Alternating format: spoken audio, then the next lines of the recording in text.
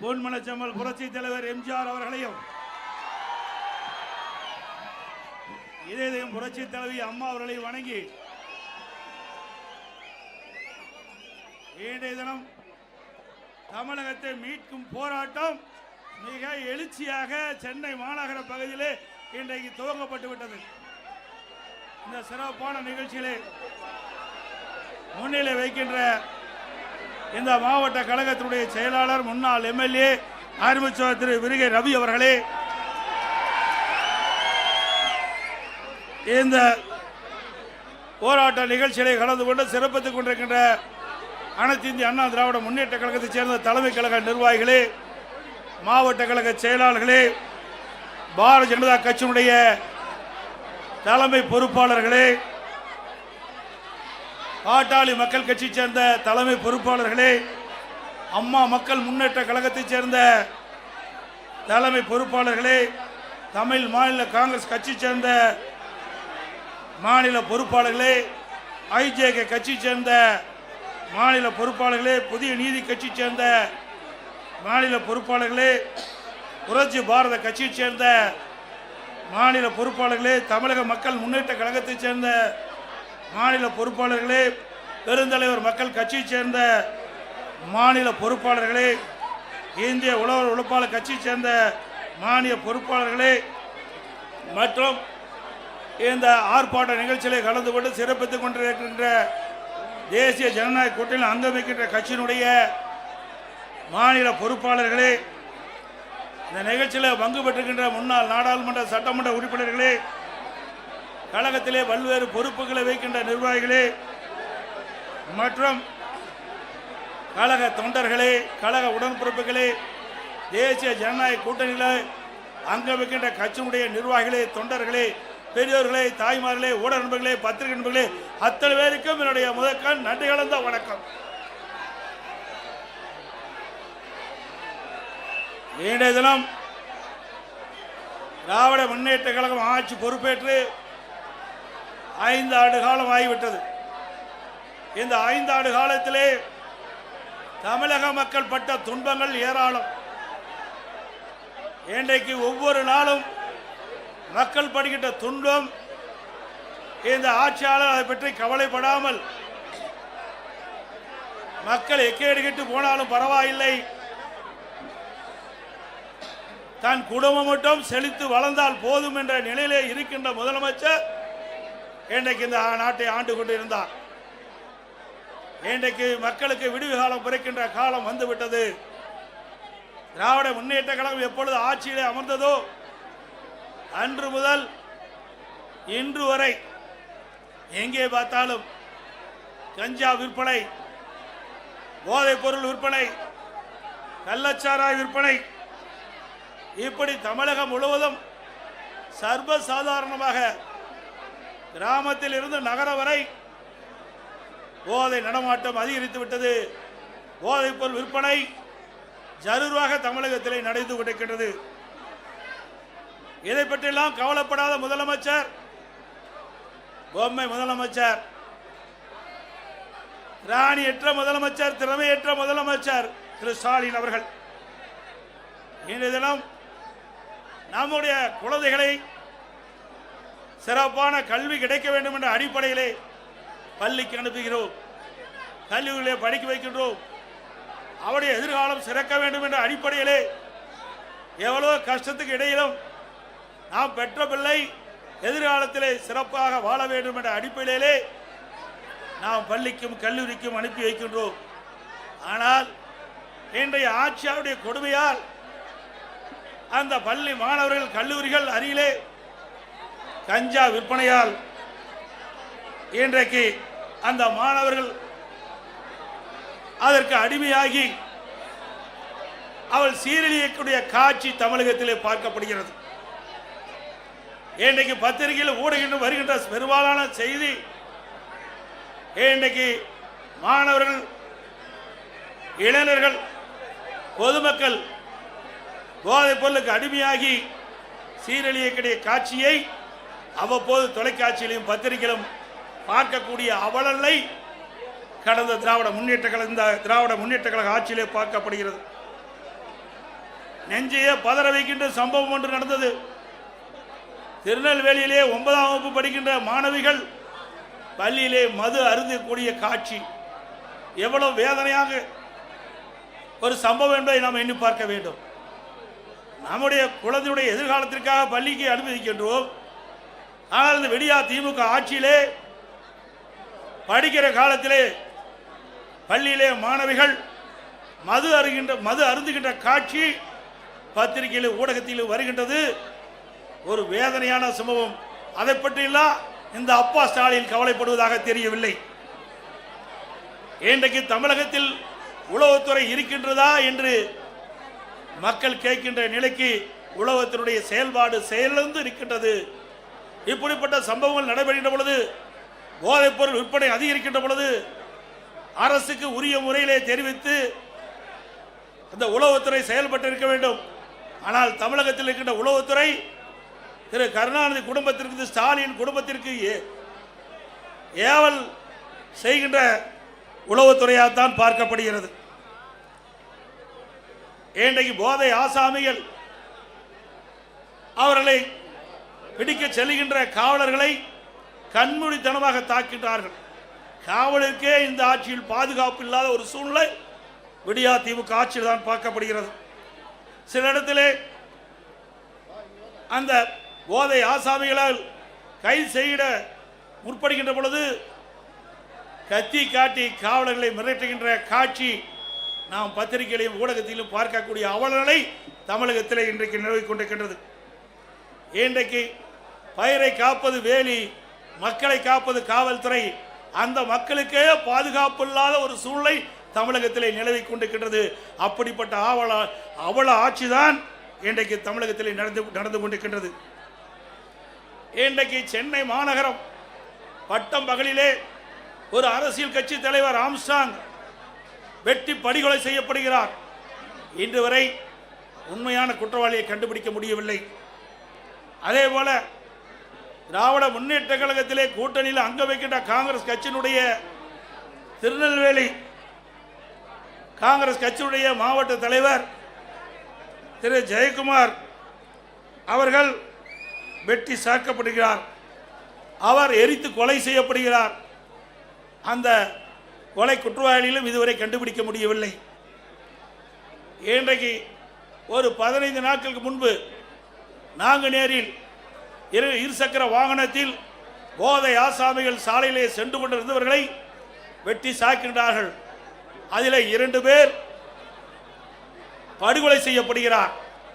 அதே போல சிவகங்கை மாவட்டம் அந்த பகுதியில் இருசக்கர வாகனத்தில் போதை ஆசாமிகள் சென்று கொண்டிருந்த பொழுது சாலை ஓரமாக நின்றவர்களை வெட்டி சாய்க்கப்படுகின்ற காட்சி இந்த ஆட்சியிலே பார்க்கப்படுகிறது. இந்த ஆட்சியிலே பாலியல் வன்கொடுமை நடக்காத நாளே இல்லை. இன்றைக்கு கிருஷ்ணகிரியில் 2 வயது குழந்தையை கூட விட்டு வைக்கலை. திராவிட முன்னேற்ற கழக கட்சியை சேர்ந்த ஒருவர் 2 வயது பச்சிளம் குழந்தையை பாலியல் சீண்டல் ஆளாக்கி கொலை செய்யப்படுகின்ற நிகழ்வு இந்த ஆட்சியிலே தான் பார்க்கப்படுகிறது. நாமக்கல் மாவட்டம் குமராபாளையத்தில் வீதியிலே விளையாடி கொண்டிருந்த 9 வயது சிறுமியை ஒரு காம கொடுகிறன் அந்த சிறுமியை அழைத்து சென்று பாலியல் வன்கொடுமை செய்யப்பட்ட காட்சி தொலைக்காட்சியிலே நாம் பார்த்தோம். இதையெல்லாம் எந்த அளவுக்கு இந்த ஆட்சியிலே கொடுமை நடந்து கொண்டிருக்கின்றதை நாம் எண்ணி பார்க்க வேண்டும். இன்றைக்கு மதுராந்தகம் அருகிலே இருசக்கர வாகனத்திலே சென்று கொண்டிருந்த ஒரு பெண்மணியை சில பேர் கடத்தி சென்று பாலியல் வன்கொடுமை செய்கின்ற நிகழ்வு இந்த ஆட்சியிலே தான் பார்க்கப்படுகிறது.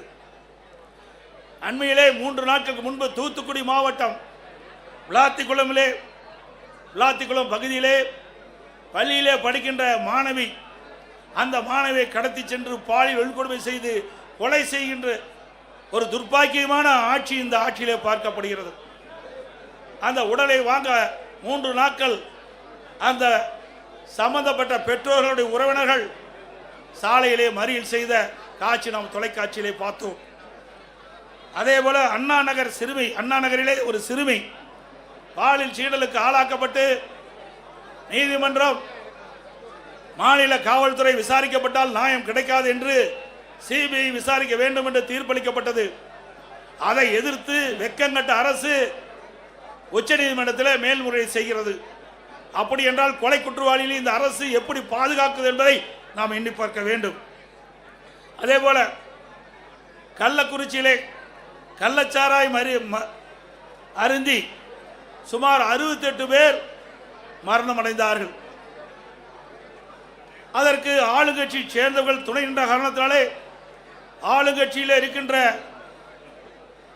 அந்த நபர்கள் தப்பித்து விடக்கூடாது என்பதற்காக மாநில காவல்துறை விசாரிக்கப்பட்டால் நியாயம் கிடைக்காது என்ற அடிப்படையிலே அனைத்து இந்திய அண்ணா திராவிட முன்னேற்ற கழகம் உயர்நீதிமன்றத்திலே இந்த வழக்கை சிபிஐ விசாரிக்க வேண்டும் என்று வழக்கு தொடர்ந்து நீதிமன்றம் சிபிஐ விசாரிக்கலாம் என்று தீர்ப்பளிக்கப்பட்டது. ஆனால் இந்த விடியா திமுக அரசு உச்ச நீதிமன்றத்திலே மேல்முறையீடு செய்தது.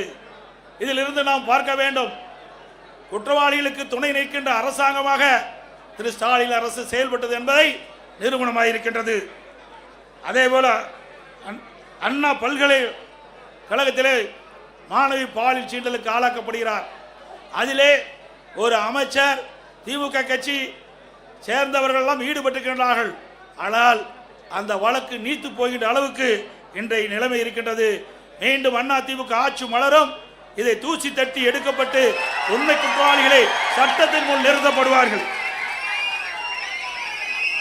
அதே போல இன்றைய ஆட்சியாளர்களை தினந்தோறும் கனிம வளங்கள் கொள்ளையடிக்கப்படுகின்றன.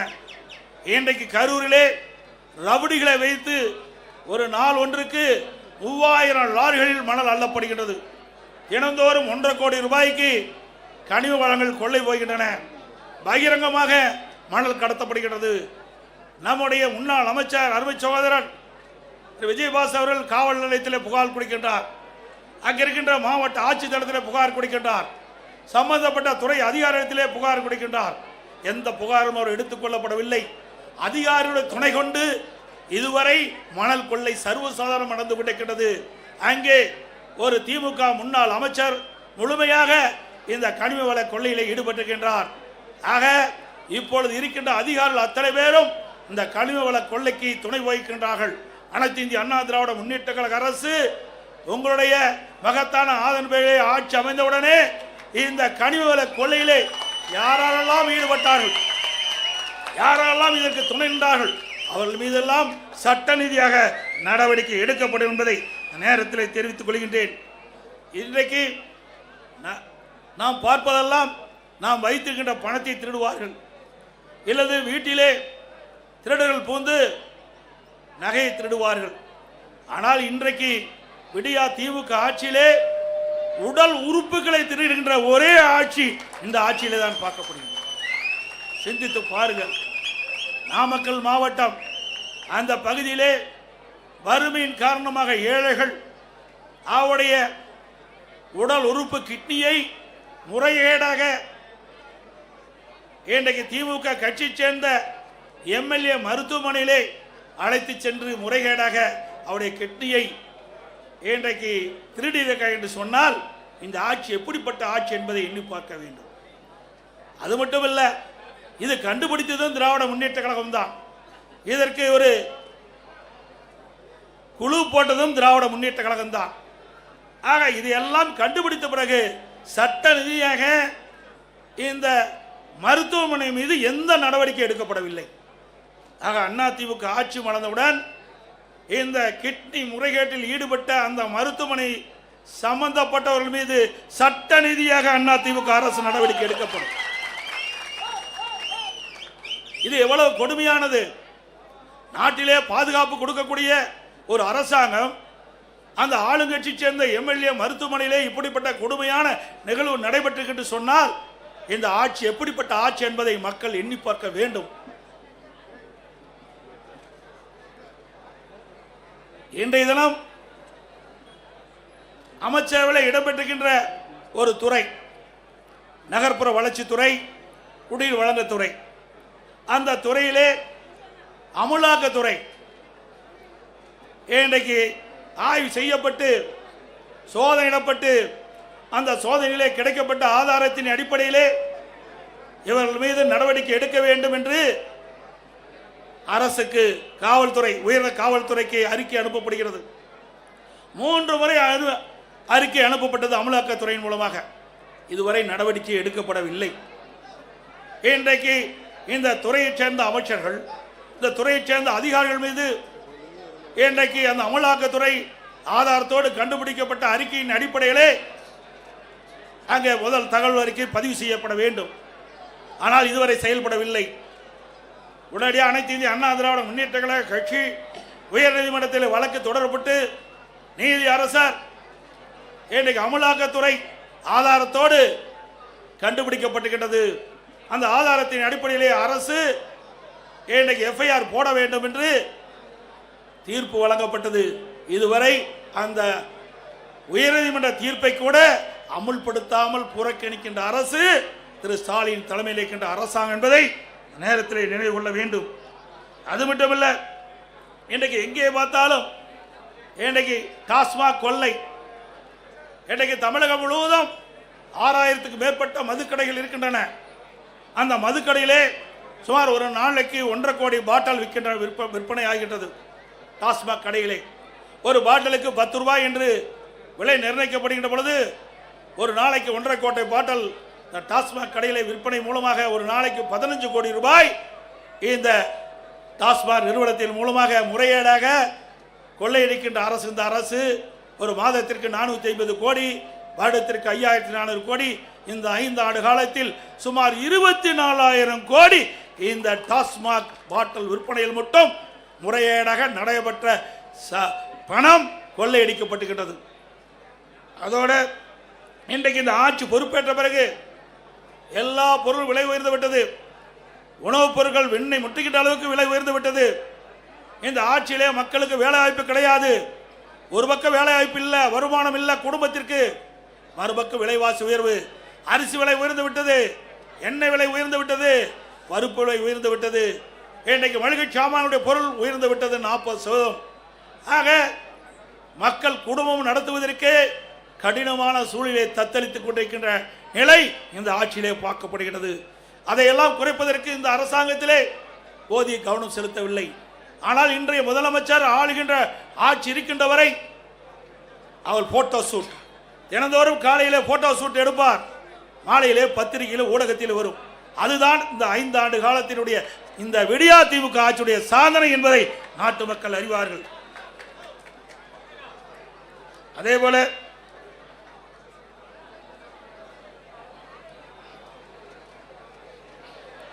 இந்த ஆட்சி பொறுப்பேற்ற பிறகு மின் கட்டணம் பல மடங்கு உயர்ந்து விட்டது. சென்னை மாநகர மக்கள் எண்ணி பார்க்க வேண்டும். அனைத்து இந்திய அண்ணா திராவிட முன்னேற்ற கழக ஆட்சியில் இருந்த மின் கட்டணத்தை விட திராவிட முன்னேற்ற கழகம் ஆட்சிக்கு வருவது பன்மடங்கு மின் கட்டணத்தை அதிகரித்திருக்கின்றது.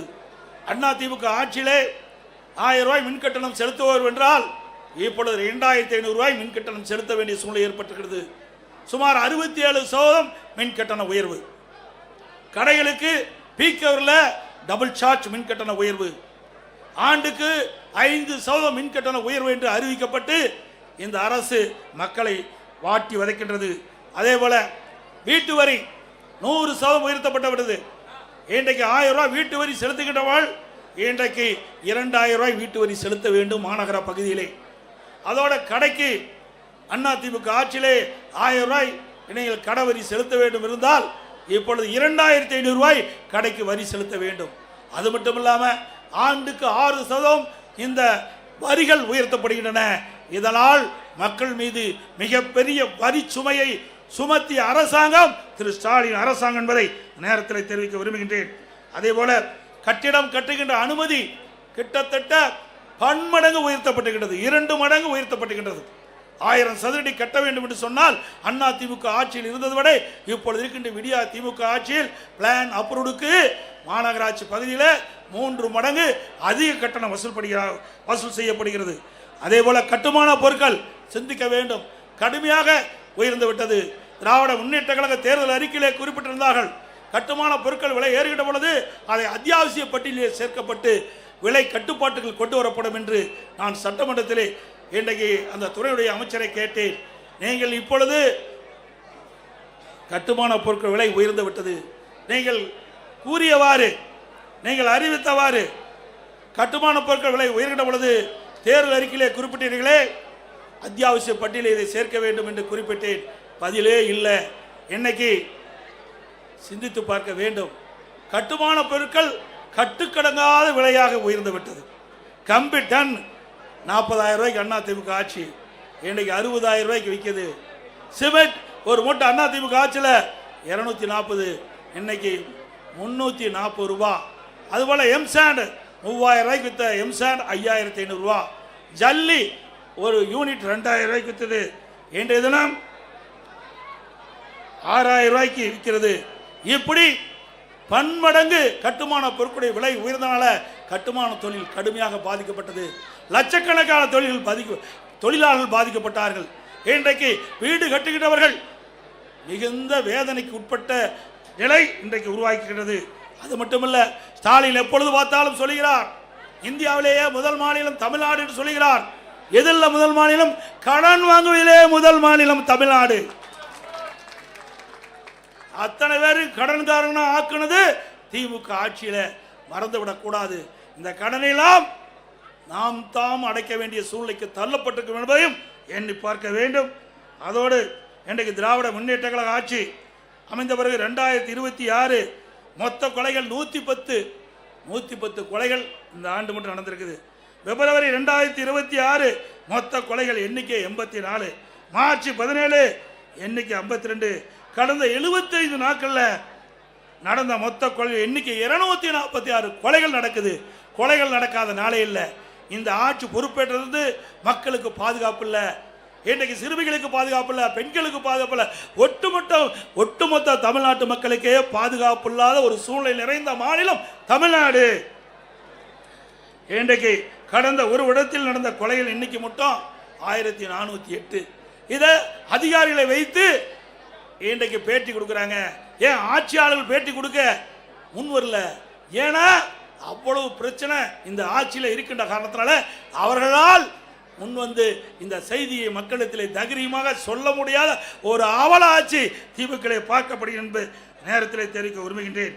அது மட்டுமல்ல, இன்றைக்கு லாக்அப் மரணம் சிந்திச்சு பாருங்க. சிவகங்கை மாவட்டம் கோயில் காவலாளி அஜித்குமார் ஒரு திருட்டு வழக்கில் வேண்டுமென்றே திட்டமிட்டு அவர் மீது வழக்கு பதிவு செய்யப்பட்டு அவர் கஸ்டடியிலே கொலை செய்யப்பட்டுகின்ற நிகழ்வு இந்த ஆட்சியிலே பார்க்கப்படுகிறது. ஆகாஷ் லாக்அப் மாறணும், அவர்களும் இன்றைய நிலையில் இந்த ஆட்சியாளர் கொடுமையால் இன்றைக்கு அந்த உயிரை நாம் இழந்திருக்கின்றோம். இன்றைக்கு திராவிட முன்னேற்ற கழகம் 2021 சட்டமன்ற பொதுத் தேர்தலில் சுமார் 525 அறிவிப்புகள் வெளியிட்டாங்க. 1% அறிவிப்புகள் கூட 1/4 அறிவிப்பு கூட இதுவரைக்கும் நிறைவேற்றப்படவில்லை. அத்தனையும் பொய். இன்றைக்கு ஸ்டாலின் சட்டமன்றத்திலும் இன்றைக்கு ஊடகத்திலும் அவர் பேசுகின்ற பொழுது, கருத்துக்களை சொல்லுகின்ற பொழுது திராவிட முன்னேற்ற கழகம் 98% அறிவிப்புகள் நிறைவேற்றப்பட்டதாக ஒரு பச்சை பொய்யை இன்னைக்கு மக்களிடத்திலே சொல்லிக் கொண்டிருக்கின்றார். அத்தனையும் பொய். மக்கள் புரிந்து கொண்டார்கள். இந்த ஆட்சியை விரட்டி அடிக்க மக்கள் முன் வந்து விட்டார்கள். இன்றைக்கு கொடுக்கப்பட்ட வாக்குறுதியை நிறைவேற்றாத காரணத்தினாலே அரசு ஊழியர்கள் வீதியிலே வந்து போராடக்கூடிய சூழ்நிலைக்கு தள்ளப்பட்டார்கள். அதே போல தூய்மை பணியாளர்கள் எப்படி கொடுமைப்படுத்தினார்கள் இந்த ஆட்சியிலே என்பது அத்தனை பேருக்கும் தெரியும். ஊடகத்திலும் பத்திரிகையிலும் பார்த்தோம். அப்படி தூய்மை பணியாளர்களையும் கொடுமைப்படுத்திய அரசாங்கம் விடியா திமுக அரசும். அதே போல கொடுக்கப்பட்ட வாக்குறுதியை நிறைவேற்ற வேண்டும் என்று பகுதி நேர ஆசிரியர்கள், சத்துணவு அமைப்பாளர்கள் வீதியிலே வந்து போராடுகின்ற நிலை இந்த ஆட்சியிலே தான் பார்க்கப்பட்டது என்ற செய்தி இந்த நேரத்தில் தெரிவித்து, இன்றைக்கு இவ்வளவு பிரச்சனைக்கு காரணம் சட்ட ஒழுங்கு நிரந்தர டிஜிபி நியமிக்கல. கிட்டத்தட்ட 9 மாத காலமாக நீதிமன்றம் குறிப்பிட்டு கூட இன்னும் தமிழகத்தில் ஒரு நிரந்தர சட்ட ஒழுங்கு டிஜிபியை நியமிக்க முடியாத ஒரு திராணற்ற அரசு விடியா திமுக அரசாங்கம் என்பதை நேரத்தில் தெரிவித்து, இனியாவது பத்திரிகையாளர் ஊடக நண்பர்களும் தகிரியமா செய்தி போடுங்க. இத்தனை நாள் பயந்து இருந்தது போதும்.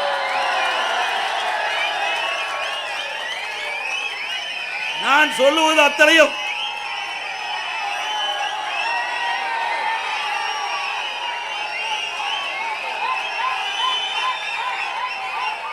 நான் இதுவரைக்கும் சொன்ன செய்திகள் அத்தனையும் பத்திரிகையிலும் ஊடகத்திலும் வந்தவை, நாங்களாக தெரிவித்து சொல்லவில்லை. ஆகவே இந்த உண்மை செய்திகள் எல்லாம் நாட்டு மக்களுக்கு கொண்டு போய் சேர்க்க வேண்டிய கடமை ஊடக நண்பர்களுக்கும் பத்திரிகை இருக்கின்ற என்பதை உணர்ந்து நடுநிலையோடு செயல்பட்டு நாட்டு மக்களை பாதுகாப்பதற்கு நீங்கள் அத்தனை பேரும் ஊடக நண்பர்களும் பத்திரிகை நண்பர்களும் துணை நிற்க வேண்டும் என்று அன்போடு உங்களை கேட்டுக்கொள்கின்றேன். மக்கள் ஒரு ஆட்சி அகற்றப்பட வேண்டும். குடும்ப ஆட்சிக்கு முற்றுப்புள்ளி வைக்கின்ற தேர்தல் இந்த தேர்தல். ஊழல் விளம்பரம் மட்டும் செய்த திமுக ஆட்சியின் ஆட்டம் கடந்த 15ஆம் தேதியோடு முடிவு கட்டப்பட்டு விட்டது. தமிழ்நாட்டிற்கு இனி வசந்த காலம் ஆரம்பிக்கப்பட்டு விட்டது. பெண்களுக்கு பாதுகாப்பான ஆட்சி விரைவிலே மக்களால் கொடுக்கப்படுகிறார். இளைய சமுதாயத்திற்கு ஒளிமயமான எதிர்காலம் காத்துக் கொண்டிருக்கின்றது. மே மாதம் ஆட்சிக்கு வருவோம், நல்ல ஆட்சி அமைப்போம். நடைபெறவுள்ள சட்டமன்ற பொதுத் தேர்தலிலே அனைத்து இந்திய அண்ணா திராவிட முன்னேற்ற கழகம் தலைமை தாங்கியுள்ள தேசிய ஜனநாயக கூட்டணி அதிக இடங்களிலே வெற்றி பெற வேண்டும். அனைத்து இந்திய அண்ணா திராவிட முன்னேற்ற கழக வேட்பாளர் நிற்கின்ற தொகுதியிலே இரட்டை சின்னத்திலே வாக்களித்து வெற்றி பெற செய்யுங்கள்.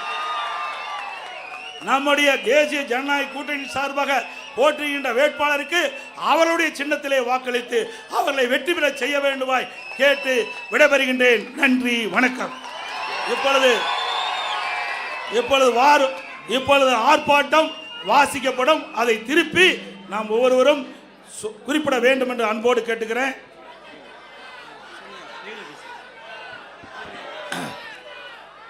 கண்டிக்கின்றோம் கண்டிக்கின்றோம் ஸ்டாலின் அரசை கண்டிக்கின்றோம்.